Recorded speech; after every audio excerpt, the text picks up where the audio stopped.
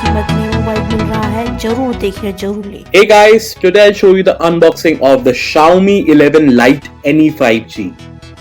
On the front, you can see the phone's name, and at the back, specifications like processor, display, camera, and battery. So let's open the box. First, you can see this black lid. Inside it, we have a SIM ejector tool. Here is a USB Type-C to 3.5mm jack headphone adapter. Documentation like a quick start guide which will give you information about the phone. Next, we have silicone back cover which will protect your phone from any damage. Here we have Xiaomi 11 Lite NE 5G, comes with a punch hole display.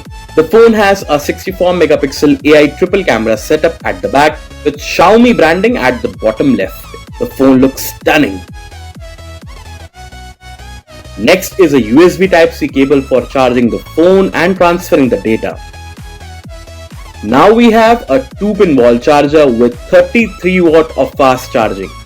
So guys, that's all you get inside the Xiaomi 11 Lite NE 5G box. Thank you so much for watching this video.